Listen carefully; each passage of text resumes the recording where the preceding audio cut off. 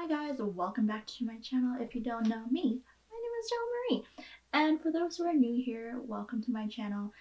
I try to make videos on lifestyle, travel, just kind of like bring you to my student life experience while I'm in school. I study at the University of Waterloo, where my opportunities allow me to do fun stuff that I get to document and show you guys.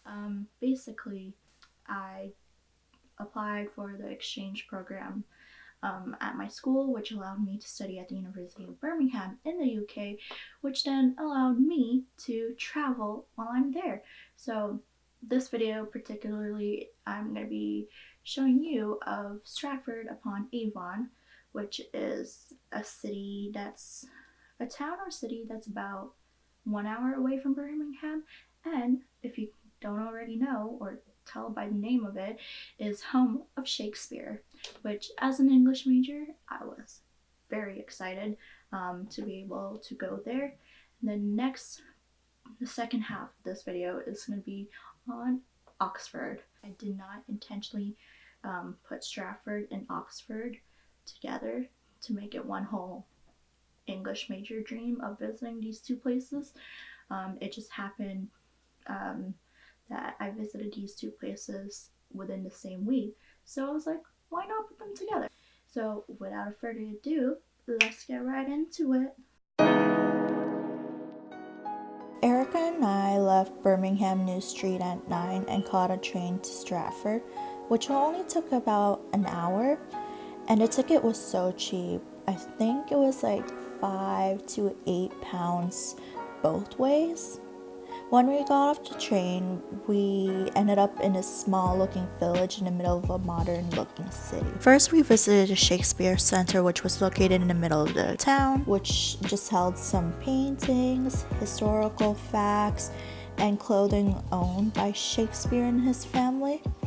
Overall, it was just a very interesting and fascinating place to explore because it brought back a lot of memories of when in high school we used to read a lot of Shakespeare plays like King Lear, Macbeth, Romeo and Juliet, and so it was mind-blowing that we were actually there where Shakespeare was born and most likely wrote most of his plays. When you walk out on the other side of the building, you will come out to this beautiful, beautiful garden with this nice pathway that is just a nice, gently stroll down. And on the side was this mural painted across a wall, and it's just Shakespeare's plays chronologically ordered from first to his last.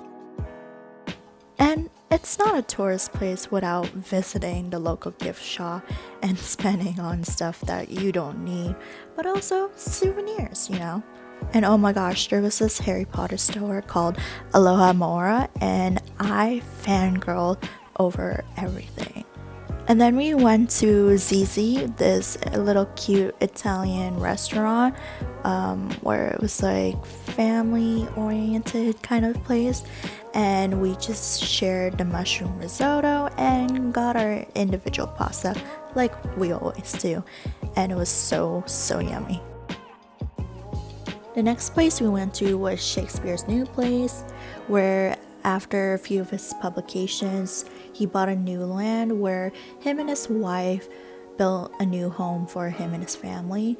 And I kid you not, we went to so many gardens that day because Shakespeare just loves gardens. I mean, who can blame him? It's just so nice to sit under beautiful plants and trees and just write and get inspiration. And so that day it was raining with a little bit of sun here and there in between, and it was just so nice to just walk around and just breathe in the freshness. In this place, we also learned a little bit of history about his family and how he was supposed to have 4 kids, 3 girls and 1 son, which was his only. Unfortunately, his son passed away due to an illness that was quite tragic at the time.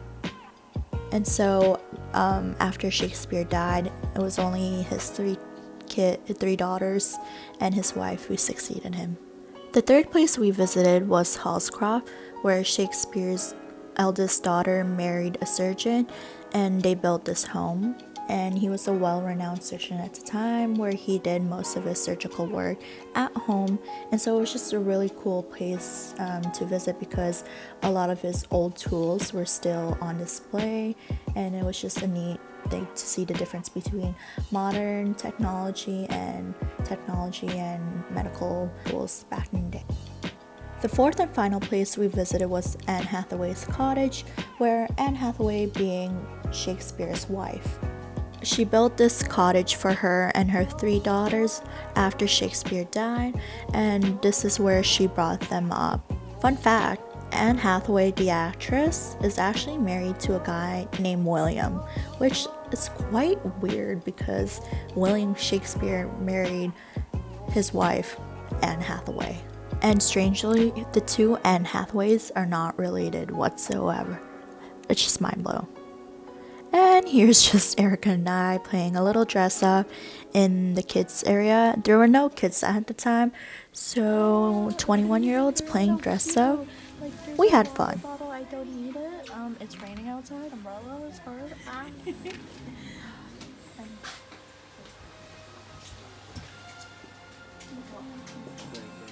My people, I tell you. These are your people. Show me the houses. Gryffindor, Hufflepuff, Ravenclaw, Slytherin. I am a Hufflepuff. As you can see. The second part of this video is Oxford. So Oxford, me and Erica, we joined this group called Viva Trips. I think I talked about it in one of my earlier videos when we went to Stonehenge. Or I probably didn't talk about one of the videos I talked about this student-led group called Viva Trips, where they bring students, where they organize trips and bring students to these places on day trips, and they only cost like a small fortune, like around 50 to I want to say the most was like $80 for a day trip, and weekend trips, like a 2-day weekend trip, ended up being like I think about $200, but we only did like the day trips, and they pick you up from campus and bring you to the place, and they kind of provide you with like a little guidance, like tour guides around the city or the place, the location, whatever that you want to. And so Oxford. So 2 hours later, we finally reached Oxford, where the tour guide met us at the bottom of the bus, and he just quickly brought us to the library before we started our tour. I can't remember exactly each building we visited, but I'll try my best to provide some description that I remember. I had the unlucky chance of visiting Oxford the day it rained, and so it was just a really, really wet tour. But overall, it was a fun experience. Here we have a famous chapel in the middle of Oxford University, and in this building is where they filmed the hospital scene where Harry was in the infirmary, I think his second movie. Before lunch, me and Erica had the chance to visit New College, where admissions was only £8 for students, and I think it was about $16-18 for regular price adults. Inside New College, they had this beautiful chapter that you're absolutely not allowed to film, so I just got a little bit of the windows that were exquisite. And then adjacent to the church, or the chapel, there was this big cloister area. That's what they would call a courtyard. And can you guess what movie was filmed here? Hello, Erica. Hi. Where are we? We are in New College. In Oxford. Yeah. It's so pretty. It is. It's where Harry Potter and the Goblet Fire is filmed, and Mamma Mia too. Mm-hmm. Yeah. I'm so excited. Me too, but I'm also hungry. I know. We have to go to the market. We do. The covered market. We do. Okay, bye. And if you're wondering, yes, you heard me right. This is where a little bit of Harry Potter and the Goblet was filmed. And I can assure you, I was fangirling. Like, oh my gosh. I was in a place where Daniel Radcliffe and Robert Pattinson filmed. I cannot. And then in the Great Hall, just upstairs in a different wing of New College, is where Mamma Mia 2 was filmed, and also fangirling. Mamma Mia 2 yet, then you might be a little bit confused, but basically in the beginning of the movie where young Donna had her graduation scene, this is where it was. And then we exited on the other side of New College, where it led to this another courtyard where part of the residence was, and it was open to any visitors because that wall you see right there in the right is actually the first wall that kind of secludes Oxford from, I think, another city, I forget. But yeah, it was so interesting to visit Oxford, especially New College, because growing up and being an English major, I hear a lot of famous authors and academias who graduated from Oxford. Overall, it was just very inspiring to walk in the same halls that Harper Lee, C.S. Lewis, and a lot of famous authors that potentially walk the same halls. After our tours and our self-guided tours, we went to the covered market because we were recommended to visit, and it's just famous for its food vendors and stalls.